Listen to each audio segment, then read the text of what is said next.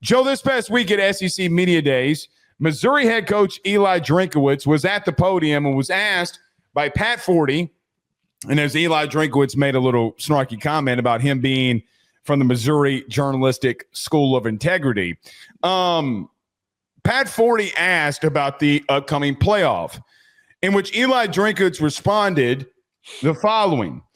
Over 44% of the NFL makes the playoffs every single year. If college football wants to be fair and equal, we should do somewhat of a same model. My commissioner is not going to like this because he's not going to go for this at all. But it's of my opinion, if you're going to do percentages, we need a 30-team playoff. Joe, sometimes we got to stop giving people platforms to talk about stuff like this, and Eli Drinkwitz is one of them. It would have been one thing if he said, listen, if you're trying to go like the NFL, you would have to do 30 teams. Considering that he stood on it, backed it, and then took to Twitter after he had a meeting with Commissioner Sankey and then backtracked is absolutely insane. But number two, Eli Drinkwitz, before the playoff comments, was making comments and jokes about the RFK assassination and the Epstein files. This man gave 0 Fs. He did not care. He was arrogant as all get out. And I think that when he walked up there and was asked about the 30-team playoff, he did what he thought was best for the University of Missouri. I do not agree with him in the slightest. I honestly think we need to reduce the playoff numbers, not increase them. Joe, what makes college football great is its uniqueness on Saturdays and being able to have a bunch of care. Do you agree with Eli Drinkwitz on this only 30-team playoff? Okay, so before you yell at me, I need to let me kind of go through this.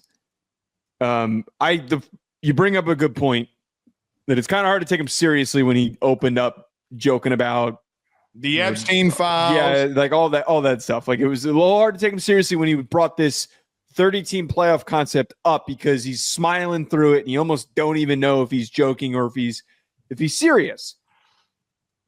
I think the logic that he presented, Blake, is true, but I do not like the concept of an expanded playoff. Here's why. What he said is accurate, that the NFL has a larger amount of fan bases engaged in their league, for the final weeks of the year. You get those crazy graphics on the screen where they'll have a 5-12 Giants team that's in the mix or something crazy like that. Like, you don't even know how in the final few weeks.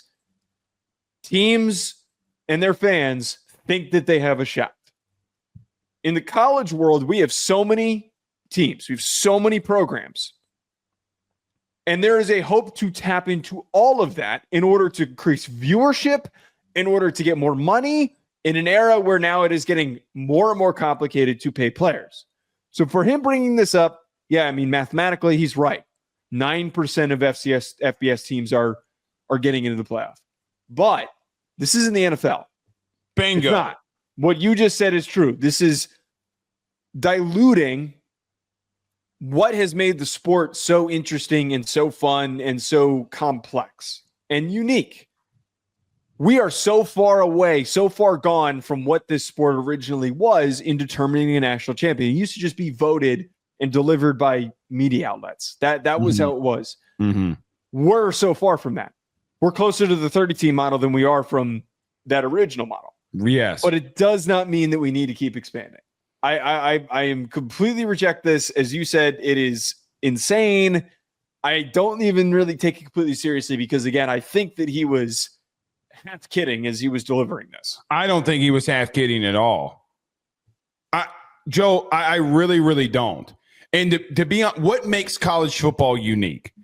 What made it unique, because it's not necessarily there anymore. What made it unique is that every Saturday mattered at its highest infancy. Every Saturday matters.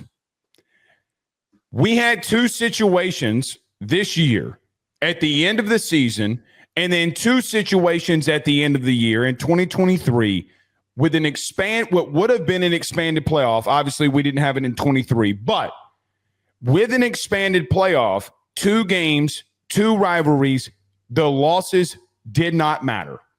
They didn't. Ohio State losing to Michigan did not matter. Didn't. Had no bearing on them whatsoever.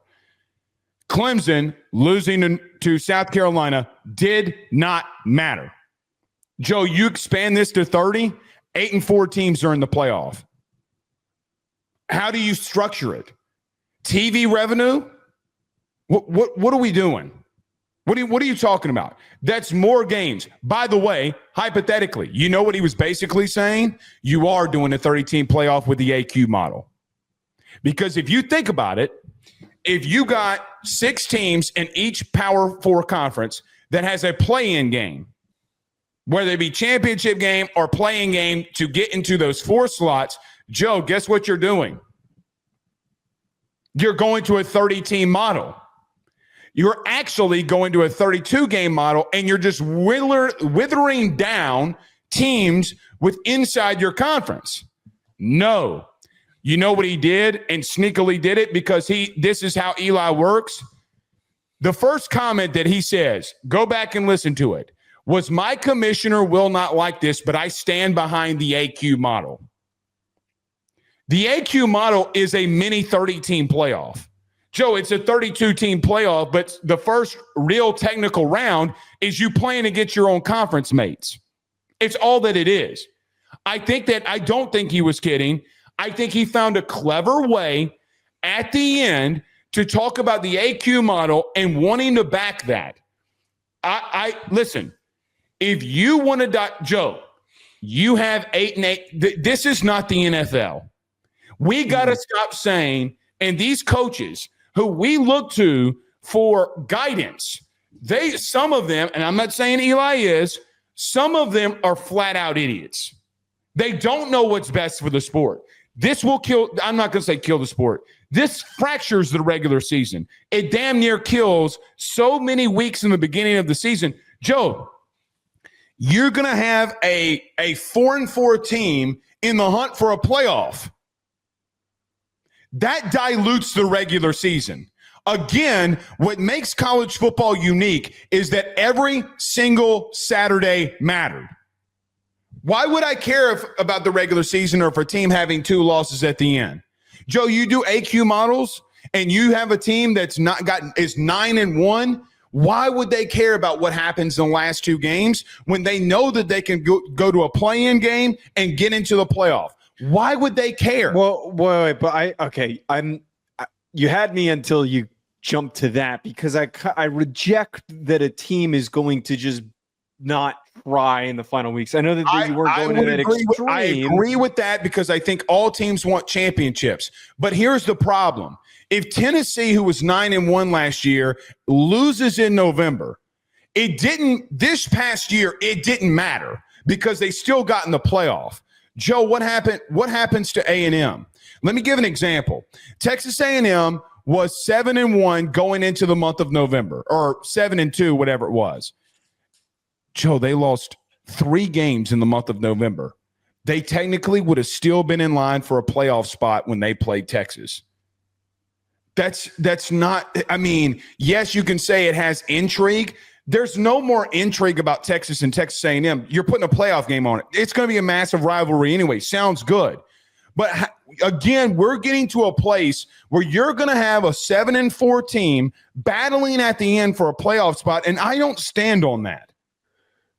I'm really surprised, and I guess that's probably not the best way to open that. I bet that Sankey was pissed about this. I bet. That's why he did Twitter.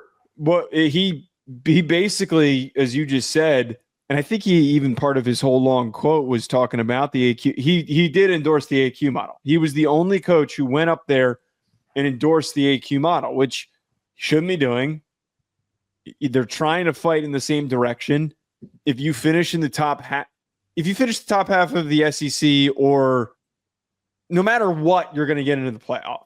Like if you finish in the top 6 teams in the SEC, you will be in striking distance the same way that you would be in striking distance if there was an AQ or if there was at large. Yeah, you're right. He did imply essentially that he was in support of that. I bet you that Sankey was incredibly pissed about this. I will say, and I'm not endorsing the 4-4-2-2-1 model. Again, I've stated that I am against it. I think if we do go that route, adding the play-in games, I'm fine with that.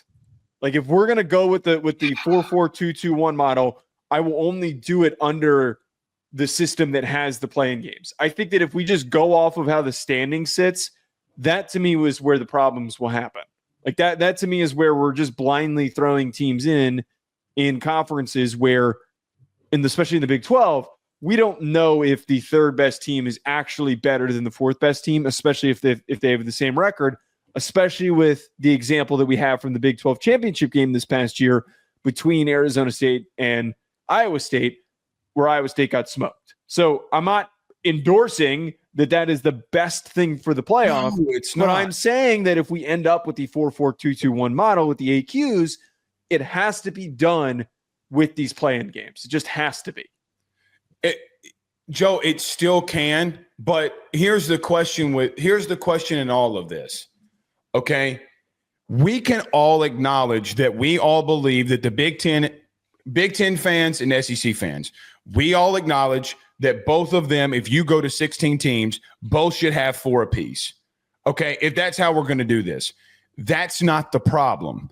The problem is look at the other teams and other conferences that now get in. Look at them.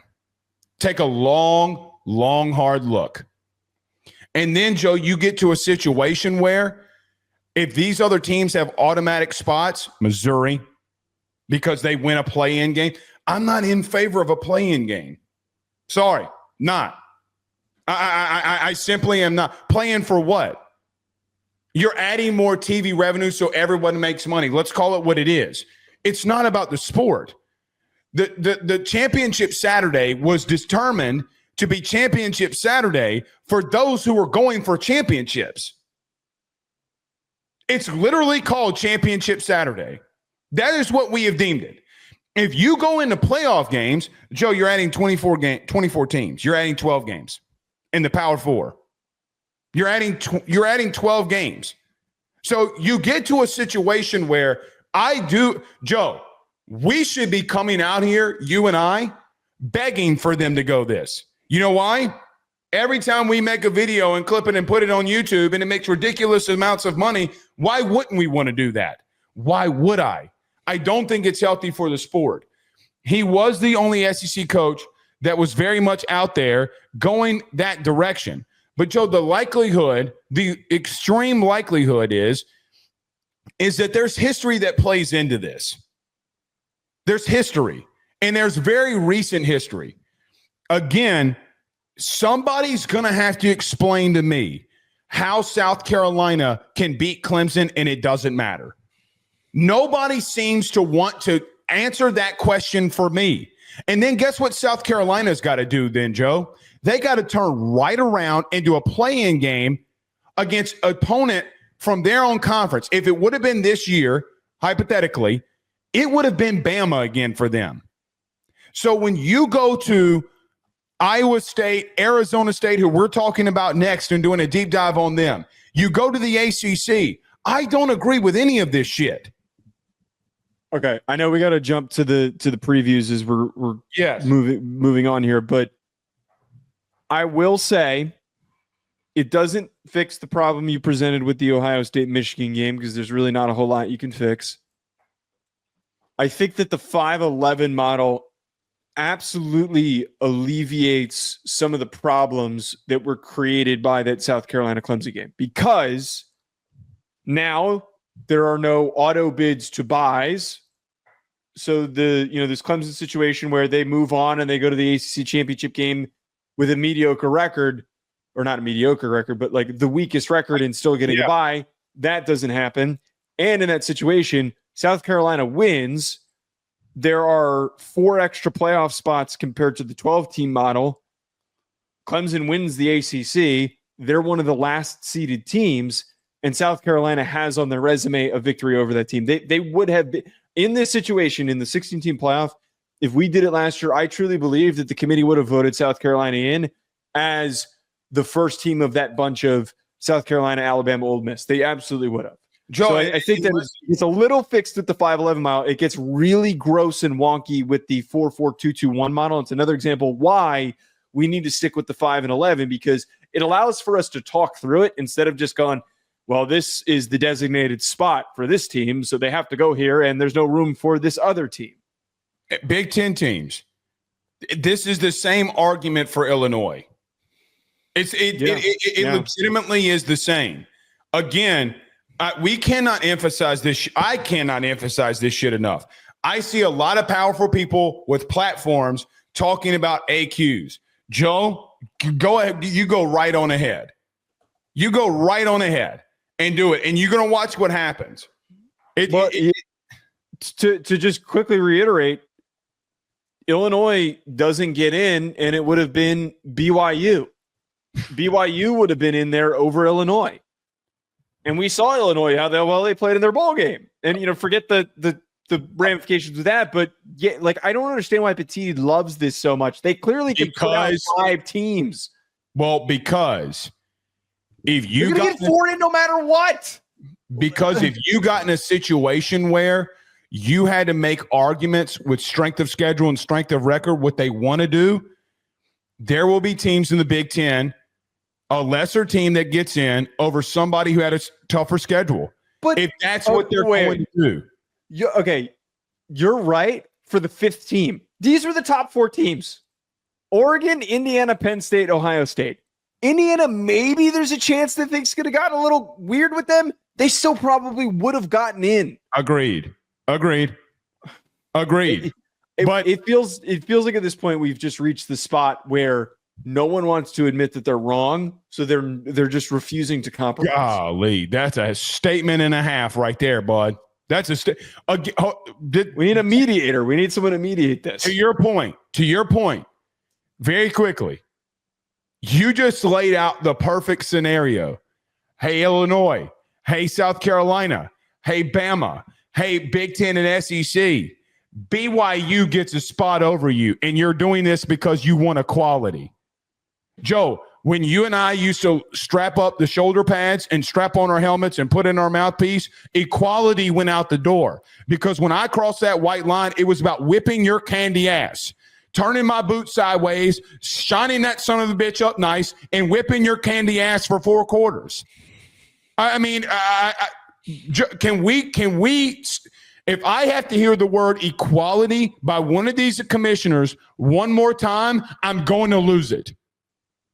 And it's going to feel like a political rant. It's not a political rant. What is sports?